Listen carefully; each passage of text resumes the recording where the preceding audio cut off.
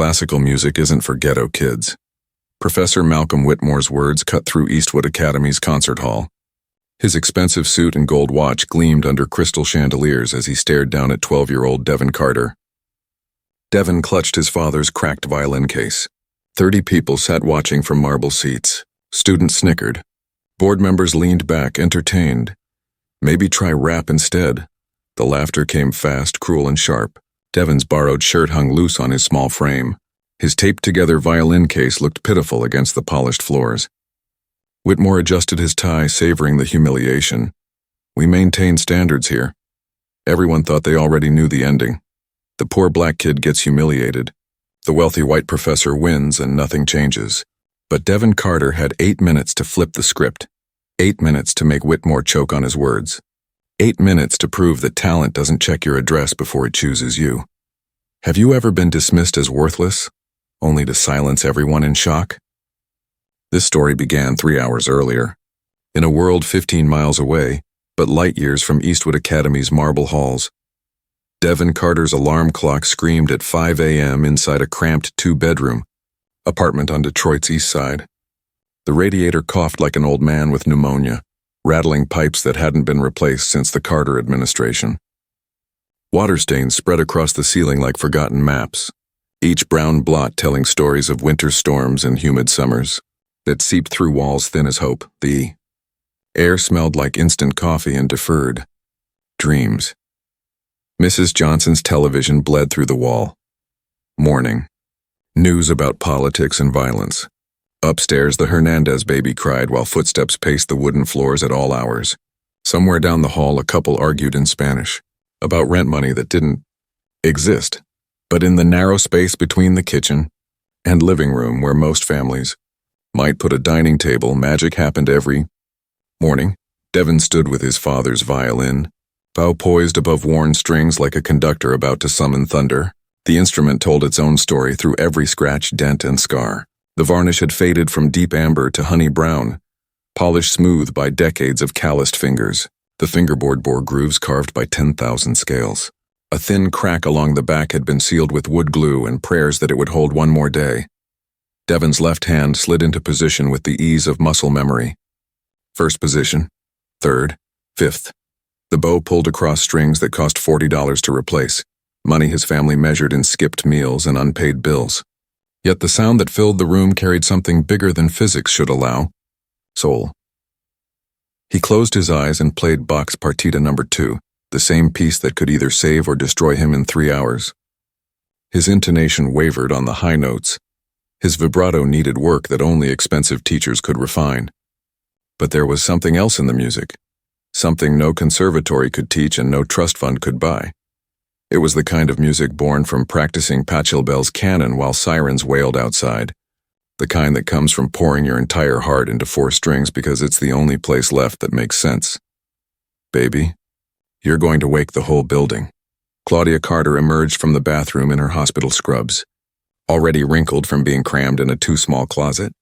At 38, she carried herself like someone who had fought every battle twice and survived most of them through sheer stubbornness. Her hands were cracked from industrial cleaners that ate through skin like acid. Her back ached from mopping endless hospital corridors. The dark circles beneath her eyes told stories of double shifts and dreams that didn't pay rent. But when she watched her son play, her eyes shone with something unbreakable. Hope. Sorry, Mama, Devin said. I just wanted to practice before school. She poured coffee from a pot older than her son. The black liquid could strip paint, but it carried her through 16-hour days. The kitchen table wobbled on 3 sturdy legs and a 4th braced with folded magazines. Bills piled high beside a mason jar labeled Devin's Music Fund, scrawled in her careful handwriting. Mostly empty, it held crumpled bills and loose change that grew slower than dreams faded. The walls carried their history. A framed photo of Marcus Carter, Devin's late father, holding his violin on their wedding day. Claudia's nursing degree framed cheaply, a reminder of ambitions paused when Marcus's sudden heart attack left medical bills that devoured their savings and funeral costs that took the rest. 3 years of starting over from nothing. You nervous about today? She asked. Devin placed the violin back in its case with the reverence of a priest handling holy relics. The purple velvet lining was worn thin. The bow needed new hair that cost more than groceries. But the instrument had carried his father's dreams for 23 years before being passed down as a sacred inheritance. A little bit, Devin admitted, the understatement of his 12-year existence. Today was the scholarship audition at Eastwood Academy, Detroit's most prestigious conservatory, where annual tuition cost more than most families earned in a year. A full scholarship meant private lessons with world-class teachers, master classes with visiting artists, and summer programs in Vienna where Mozart himself had once walked. Opportunities that came once in a generation, if they came at all. Claudia sat across from her son at the crooked table, her scrubs smelling of disinfectant and determination. She worked the night shift cleaning surgical floors, came home to make breakfast, and sent Devin off to school. Most days she slept while he practiced. Most nights she worked while he dreamed. "Tell me what Daddy used to say," she prompted. Devin straightened, his voice steadying as he repeated the mantra worn smooth with repetition. "Music doesn't come from the violin. It comes from here." He tapped his heart. "And here." He touched his head. "It comes from who you are, not what you own." "That's right. And what else? Don't let anyone convince you your music isn't good enough. Don't let anyone tell you where you belong." Claudia reached across the table and squeezed his hand. Her fingers were rough from bleach and broken dreams, but her grip was steady as stone. Eastwood Academy has marble floors and trust fund kids with instruments that cost more than cars. But they don't have what Devin has. "What's that?" he once asked. "Fire. Hunger. Music that comes from somewhere real." Devin looked around their apartment and really saw it. Peeling linoleum curling at the edges, second-hand furniture bought on layaway, windows that never quite closed, letting Detroit's bitter winter creep in like whispered warnings. The refrigerator hummed too loud. The shower ran cold every morning. This was the life he wanted to escape. But it was also the life that forged him. Every morning before school he practiced scales while other kids slept. Every afternoon he studied music theory from worn library books, their pages soft from countless hands. Every evening he played along with YouTube tutorials on a laptop held together by electrical tape and hope. At Jefferson Middle School, his classmates didn't understand. They mocked him, the weird kid with the violin. Some days he ate lunch alone in the music room, violin case at his side like his only friend. Other days he skipped lunch entirely to practice in the empty auditorium, where the acoustics made his father's violin sound almost expensive. Devin had seen something his classmates hadn't. What happens when music collides with desperation? When technique serves something greater than showing off? When a $40 pawn shop violin sings like a Stradivarius, because the hands holding it have everything to prove and nothing to lose. Meanwhile, Professor Malcolm Whitmore ruled Eastwood Academy like a general surveying conquered territory. At 58, he moved through marble corridors with the precision of a man who had never once questioned his right to belong. His silver hair was styled with weekly perfection at Detroit's most exclusive salon. His navy blazer bore the Academy's gold crest, a symbol that opened doors across 3 continents. When his Italian leather shoes clicked across polished floors, conversations stopped. Students straightened. Faculty nodded with reverence that bordered on worship. That morning, Whitmore reviewed scholarship applications in his corner office overlooking the Academy's sculpture garden. The room itself declared authority, floor-to-ceiling bookshelves filled with first editions, walls covered with photographs of him alongside world-renowned conductors, and a Steinway baby grand that cost more than most homes. On his desk lay 3 applications for the day's auditions. 2 came from exclusive preparatory schools, the children of doctors and lawyers with trust funds and summer homes. The third made his lip curl, Devin Carter, Jefferson Middle School. Single mother custodial work, an Eastside Detroit address that might as well have been on another planet. Another charity case, Whitmore muttered, paperclipping Devin's photograph to financial aid forms that told their own story. Free lunch program, Medicaid insurance, father deceased. The application screamed poverty in every line. Whitmore's entire career was built on excellence. He had graduated first in his class from Juilliard, studied in Vienna under masters whose names graced concert halls across the world. His students went on to join major symphonies, win international competitions, and perform at Carnegie Hall and Lincoln Center. He didn't earn that reputation by accepting mediocrity. The office door opened without a knock. Only one person held that privilege, Dr. Elizabeth Morgan, the Academy's founder. At 72, she moved with the energy of someone half her age and twice as determined. "Malcolm ready for this morning's auditions?" she asked, carrying her own coffee. "As ready as one can be," Whitmore replied dryly, gesturing toward Devon's file with the enthusiasm of a man discussing root canals. "Though I'm not sure why we continue this outreach charade. These scholarship auditions waste everyone's time." Dr. Morgan settled into the leather chair opposite him, her eyes sharp as scalpels. "That charade has produced some of our finest graduates. Name one." "Sandra Liu," she answered without hesitation. "Full scholarship, Chinatown. Now principal second violin with the Boston Symphony." Whitmore waved dismissively, the exception that proves the rule. These inner-city students arrive without proper training, without foundation. They play with emotion over technique. It takes years to correct their bad habits, if it's possible at all. He flipped open Devon's file and read aloud with theatrical disdain. "Submitted recording iPhone. No formal teacher listed. Self-taught through library books and internet videos." His laugh could have frozen champagne. "We are not running a community center, Elizabeth." Morgan said nothing, but her silence was its own rebuke. She had founded Eastwood Academy 40 years earlier with one guiding belief: talent recognizes no economic boundaries. But board members and donors had slowly shifted that vision toward safer choices: students whose parents paid full tuition, families who attended galas and wrote generous checks. "The boy chose box partita number 2, Whitmore continued, oblivious to her expression. "Ambitious for someone of his background. I'll be curious to see how he handles the technical demands." His tone suggested he expected spectacular failure. "Perhaps you'll be surprised," Dr. Morgan said quietly. "Unlikely." Whitmore closed the file with finality. "These students confuse passion with precision. They think feeling substitutes for training." He adjusted his silk tie, Italian, of course, and regarded his reflection in the window.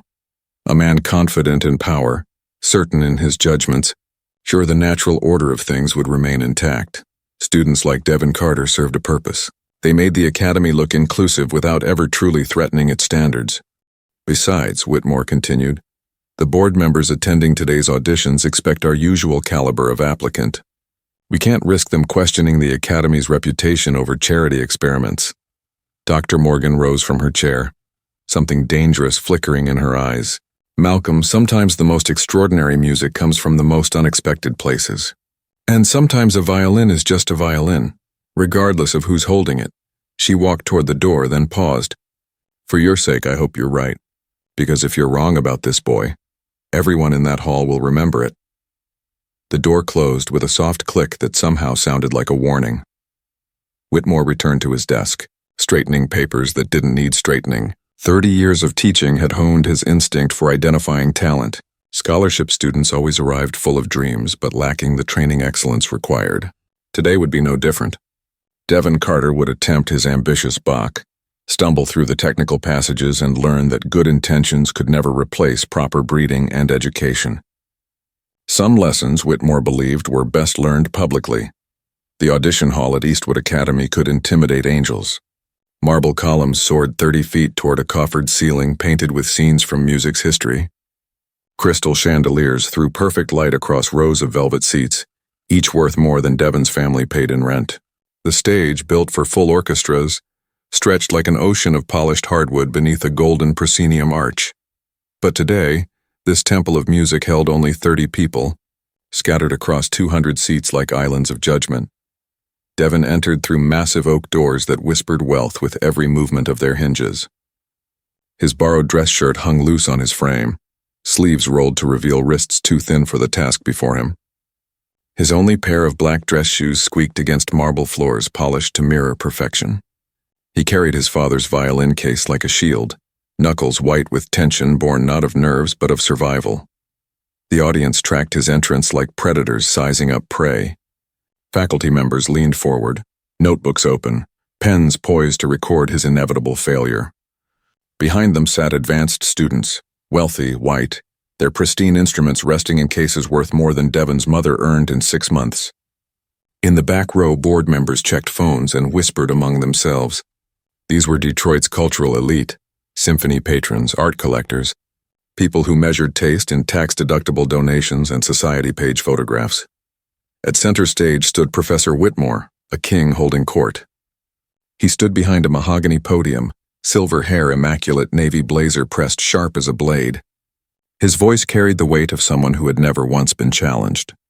Ladies and gentlemen, our final audition of the morning, Devin Carter, from Jefferson Middle School. The pause that followed stretched thin, sticky as taffy. 30 pairs of eyes cataloged him. The too big shirt, the scuffed shoes, the taped violin case. Mr. Carter has chosen to perform Bach's Partita No. 2 in D minor, Whitmore announced, his tone dripping amusement, or was it disdain? An ambitious selection for someone of his musical background. Nervous laughter rippled through the advanced students. A girl with a flawless blonde bob leaned toward her friend, whispering. They giggled behind manicured hands. Devin set his violin case on the piano bench and opened it with a ceremony that felt sacred in this secular temple. The purple velvet lining, worn thin by decades of use, glowed under the chandeliers. His father's violin rested within, strings catching the light like spider silk. Whitmore's eyebrows lifted with theatrical concern. Is that your violin, Mr. Carter? The question struck like a blow. Every eye turned to the weathered instrument, its varnish faded, a crack running along the back. Compared to the pristine instruments around the hall, it looked like a beggar at a gala. Yes, sir. It was my father's, Devin said. I see. Whitmore's smile could have frozen summer rain. Well, I'm afraid we maintain certain standards here at Eastwood. Perhaps you'd be more comfortable in our beginner program. They have more appropriate instruments for students of your experience level. The insult cut like ice water. Board members exchanged knowing glances. Faculty leaned back, already writing their notes. Students whispered, amused. Dr. Morgan sat in the third row, her expression carved from stone, her eyes sharp as glass. Devin lifted his violin. The wood was warm, alive, carrying the ghost of every song his father had played, every lullaby, every scale, every dream deferred but never abandoned. Thank you for your concern, Professor Whitmore, Devin said, his voice steady.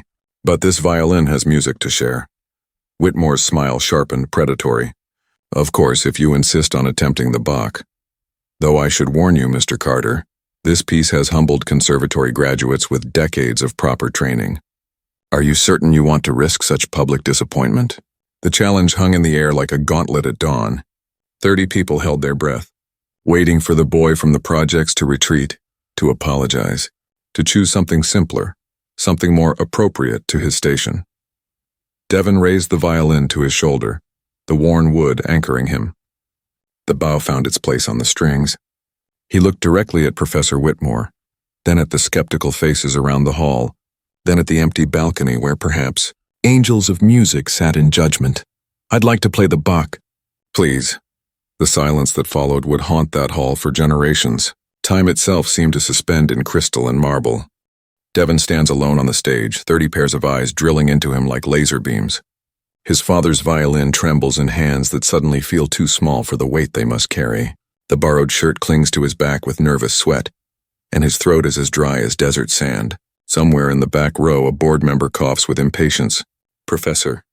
Whitmore's smile hovers like a blade waiting to drop. This is the moment every underdog faces. The crossroads where dreams either die quietly or erupt into something larger than the dreamer ever imagined. Devin's mind flashes backward through 3 years of memory. His father's calloused hands guiding his fingers across the fingerboard. Son, your music doesn't come from the violin. It comes from here. Marcus Carter's voice, warm as summer rain, touching his heart, and here touching his forehead. It comes from who you are, not what you own. He thinks of his mother, mopping hospital floors on the night shift at Detroit General, while dreams sleep in beds around her. Claudia Carter, who gave up nursing to pay medical bills and funeral costs, who works double shifts so her son can chase the impossible with a $40 violin and borrowed library books. He remembers classmates who laughed at the odd kid obsessed with classical music, teachers who told him to aim for something more realistic, neighbors who shook their heads at the symphonies drifting from apartment 4B, wondering why the Carter boy couldn't play something normal. But mostly, he remembers the first time he heard Bach's Partita No. 2, sitting in the cheapest seats at the Detroit Symphony. So high up, the musicians looked like dots. When the solo violin began, something shifted in his chest like a key finding its lock. "That's going to be you someday," his father whispered. 2 weeks later, his father was gone. But the promise remained, carved into Devon's heart like scripture. Now under the lights, facing doubts that feel older than time, Devon makes his choice. His spine straightens. The oversized shirt no longer looks borrowed but intentional. The battered violin case transforms into a treasure chest. His father's instrument rests against his shoulder as though returning home.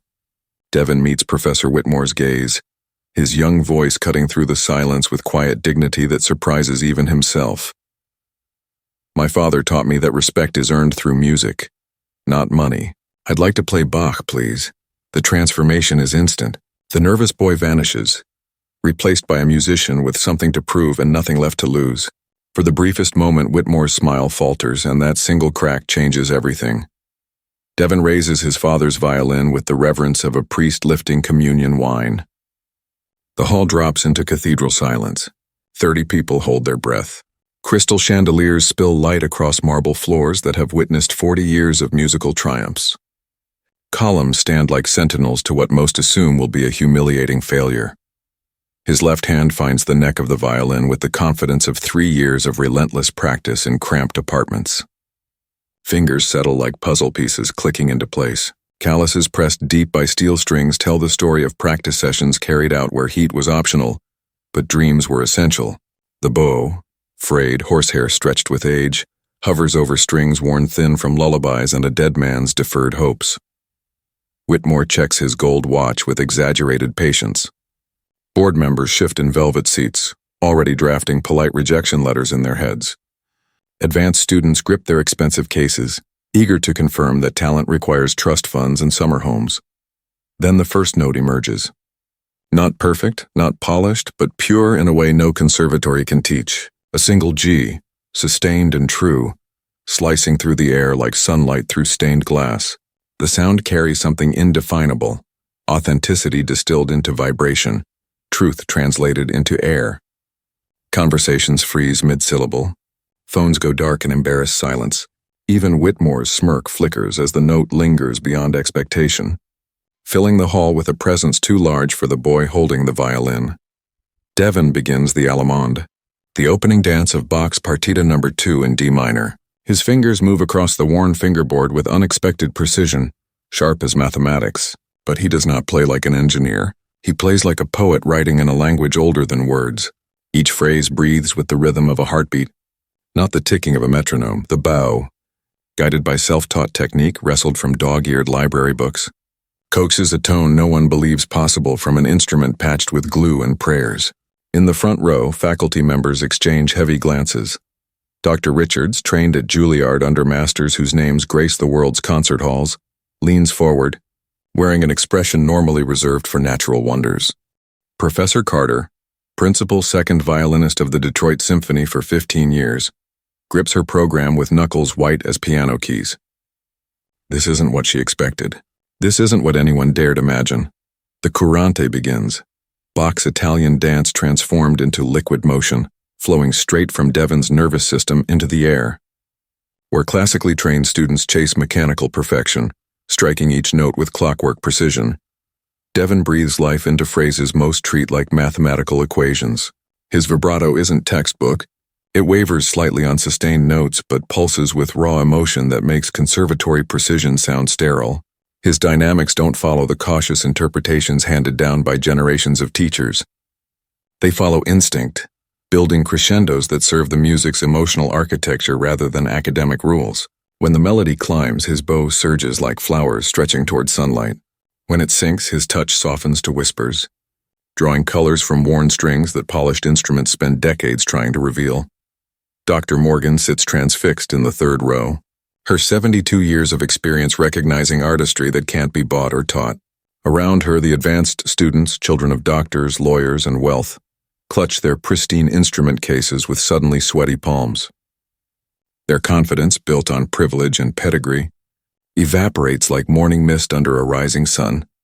Helen Morrison, concertmaster of the Detroit Symphony, had taken a back row seat expecting an easy escape from this so-called charity audition. In 32 years, she's heard Bach's Partita performed by the world's greatest, Itzhak Perlman, Hilary Hahn, Joshua Bell. But this 12-year-old boy, playing his father's battered violin, is revealing something she has never encountered. Music born from necessity, not privilege. Sound shaped by survival, not status. Art forged by hunger, not comfort. Devon's body moves with the music as if swayed by a private wind. His shoulders relax. His bow arm flows with speed and control. His left elbow rotates smoothly to guide impossible shifts. Techniques conservatory students drill for years. Devon has carved from trial and error in cramped apartments where neighbors complained and practice meant stolen hours.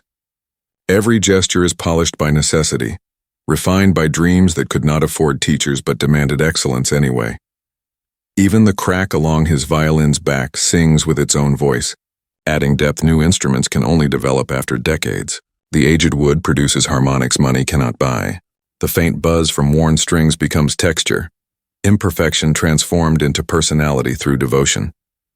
Professor Whitmore stands frozen at his podium, Italian leather shoes rooted to marble floors. His carefully built worldview crumbles like parchment in sunlight. This should not be possible, not in his academy, not under his watch. Students from housing projects are supposed to struggle with intonation, to stumble through box traps. They are supposed to mask inadequacy with enthusiasm that fools amateurs but falters under scrutiny. But Devon isn't compensating. He is revealing truths that training sometimes obscures. Then comes the third movement, heavy as gathering storm clouds. The sarabande, Bach's meditation on loss and longing, a slow dance where silence matters as much as sound. Professionals spend lifetimes mastering its deceptive simplicity. Graduate students dedicate months to it. Each note must be perfect.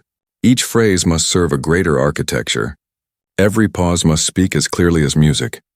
Devon holds still for a single heartbeat, bow suspended above the strings like a conductor frozen at revelation. The hall is utterly silent, 30 breaths caught in collective anticipation. In that suspended moment, everyone realizes they are witnessing something unforgettable, something they will carry into old age, something their grandchildren will hear about. I was there the day. The sarabande begins like a liquid prayer. Devon's bow caresses more than plays, coaxing sound through tenderness instead of force. Each note bears a weight impossible for 12-year-old shoulders. His father's dreams, his mother's sacrifices, his own need to prove that greatness is not bound by wealth or address. The melody flows in waves that wash over marble walls like tides on ancient shores. His vibrato, imperfect and self-taught in 2 small rooms, paints colors conservatory students pay fortunes to approximate.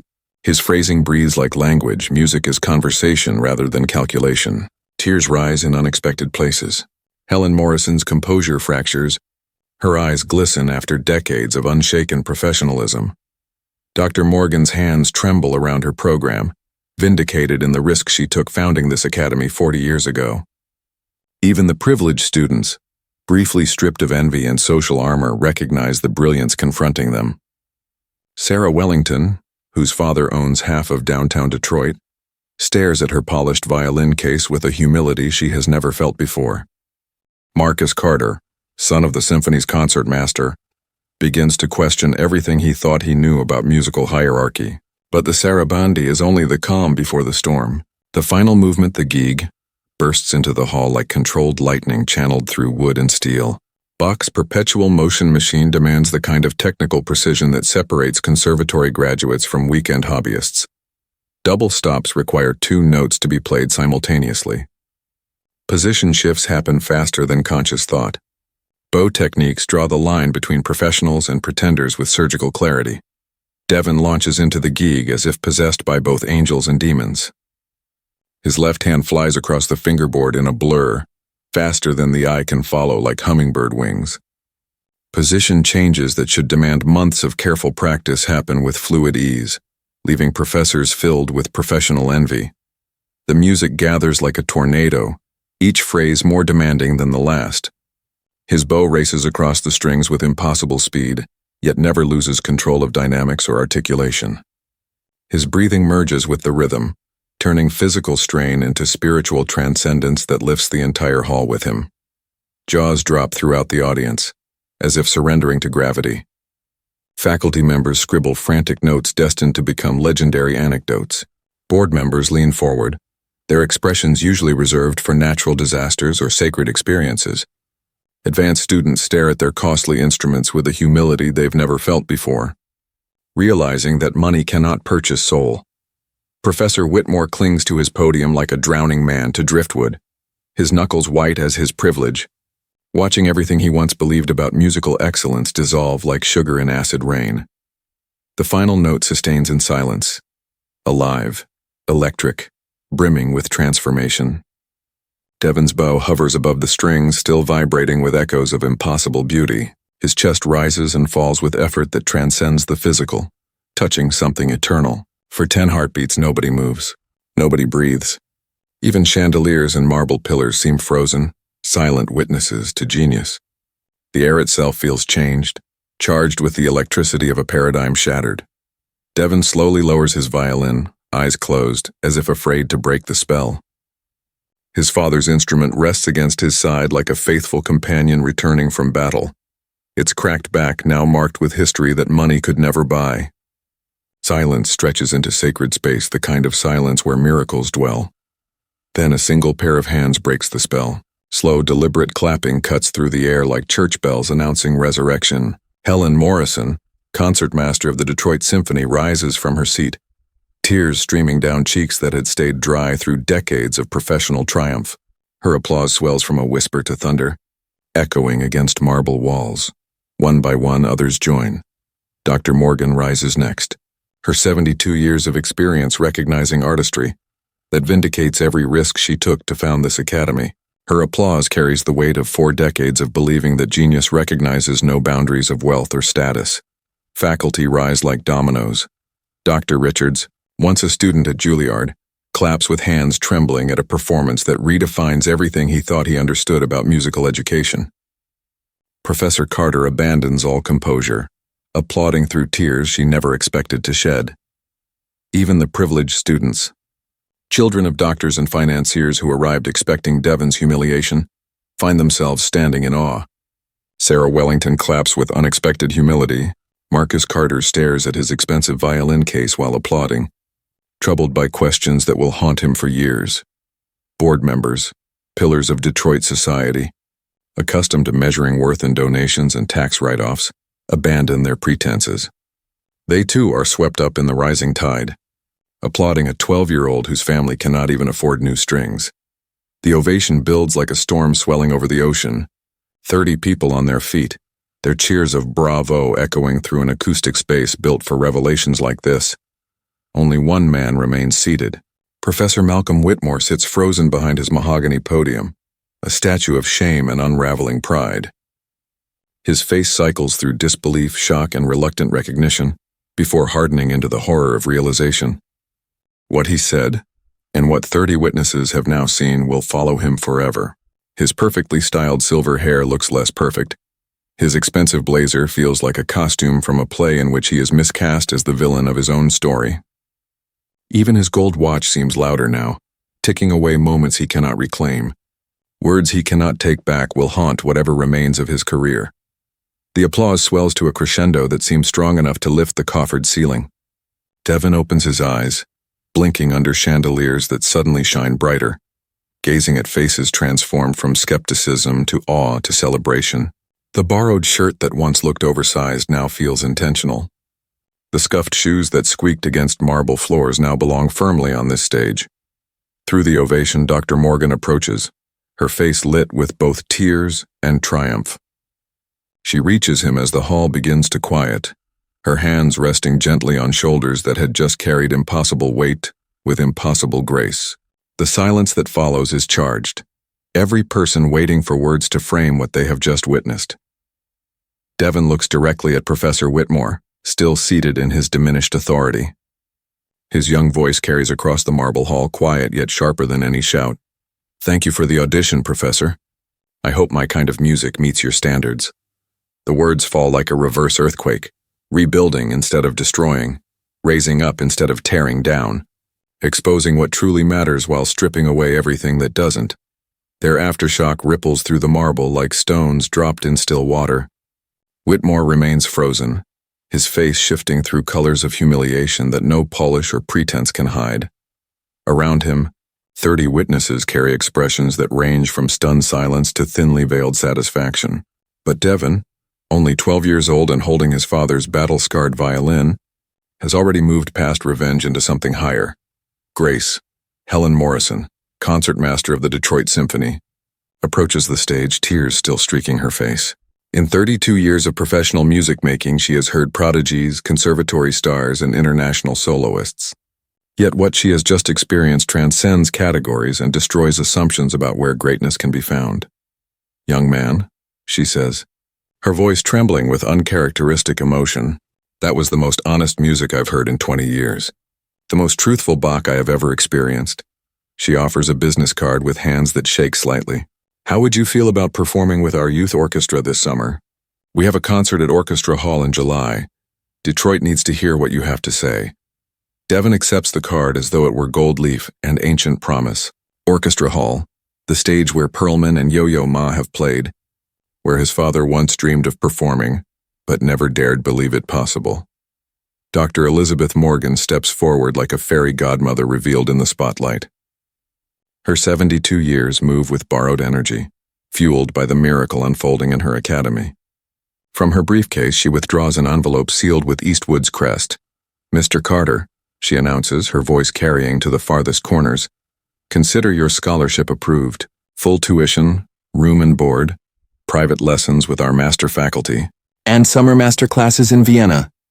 She pauses for weight, then adds, "We are also establishing a new award, the Marcus Carter Memorial Scholarship for students who prove that musical excellence recognizes no economic boundaries." Devin's vision blurs as his father's name rings through marble halls he once believed forever closed to him. Marcus Carter, a construction worker who died at 39 with unfulfilled dreams, will now live on in a place where excellence is immortalized. The advanced students, their confidence once wrapped in wealth and pedigree, approach hesitantly. Sarah Wellington, daughter of Detroit's most powerful developer, extends a manicured hand. "I'm sorry," she says softly, glancing at Whitmore's still frozen figure. "That was wrong, all of it. Would you like to sit with us at lunch? I'd love to hear how you learned to play like that." Marcus Carter, son of the symphony's concertmaster, clutches his violin case with a new weight. "My mom's been trying to teach me Bach for 2 years, he admits. "I thought it was about hitting every note perfectly. You showed me it's about something else entirely." Faculty gather around Devin like scholars discovering an ancient manuscript that rewrites history. Dr. Richards scribbles notes furiously, already imagining changes to the curriculum, emphasizing emotional truth alongside technical mastery. Professor Anderson envisions new compositions written for students who understand that music must express, not merely exhibit. Even the board members, who had arrived expecting charity theater, now murmur with unexpected enthusiasm about expanded outreach programs. Mrs. Hamilton, whose foundation funds the arts, turns to Dr. Morgan, her checkbook already open. "Elizabeth," she says, "what would it cost to find 50 more Devin Carters across Detroit?" 100? I want them discovered, supported, and flourishing. But the deepest transformation occurs in the corner. Professor Malcolm Whitmore finally rises from his chair like a man surfacing after nearly drowning. His expensive suit no longer fits the same. His gold watch ticks too loudly in a hall that now echoes with his shame. Step by step he crosses the marble floor, each sound like a heartbeat in cathedral silence. 30 pairs of eyes follow him, waiting to see whether redemption or irrelevance awaits. "Mr. Carter," he begins, his voice stripped of authority, roughened by honesty, "I owe you an apology. Not just for today, but for every assumption I've made. Every student I've underestimated, every dream I dismissed because it didn't come packaged in a way I understood." He extends his hand, not the dismissive gesture from earlier, but a true offering of respect between musicians. "I've taught for 30 years believing I knew what musical excellence was. Today you showed me I've only been teaching technique while ignoring the truth." His voice trembles. Perhaps you could teach this old professor how to listen with his heart instead of his prejudices." Devin accepts the handshake with a dignity that humbles everyone present. His grip is firm, his eyes unwavering, his forgiveness instant and complete. "Music belongs to everyone who needs it," he says softly. "Professor, maybe we can help each other remember that." 6 months later, Devin Carter performs Bach's Partita No. 2 with the Detroit Symphony Orchestra. His father's violin sings in harmony with instruments worth more than houses. In the front row sits his mother, Claudia, wearing a new dress bought with money earned from steady hours instead of desperation. Beside her, Professor Malcolm Whitmore applauds through tears, no longer a critic, but a champion, no longer a gatekeeper, but a guide. 2 years later, Devin Carter stands beneath the lights of Carnegie Hall, holding the same violin that once carried his father's dreams. The crack along its back has been repaired but deliberately left visible, a reminder that beauty often emerges from brokenness, that scars tell stories worth keeping. In the audience, Claudia wipes tears from eyes that have watched her son transform from a kid in the projects to an international sensation.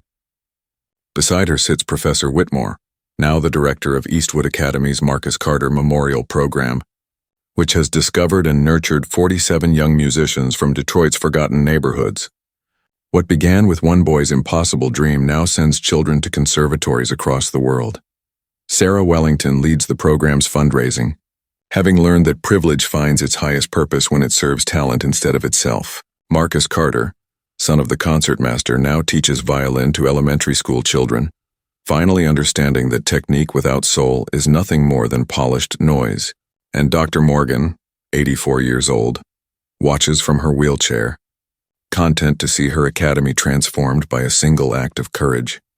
Eastwood Academy no longer resembles the place where Devin once auditioned. Nearly 40% of its students now attend on full scholarships, chosen not for their family name but for the fire in their music. On that night at Carnegie Hall, Devin's performance of Bach's Partita No. 2 carries the same authenticity that once shook the Academy's marble walls, but now it reaches thousands instead of 30, broadcast across the world to audiences hungry for proof that talent knows no boundaries, that dreams may be delayed but never die. The ovation lasts 12 minutes. Critics call it transcendent. Social media floods with hashtags like #talent has no address and music is for everyone. But the real victory happened years earlier in a small concert hall, when prejudice met perseverance and lost. Talent doesn't check zip codes before it chooses someone.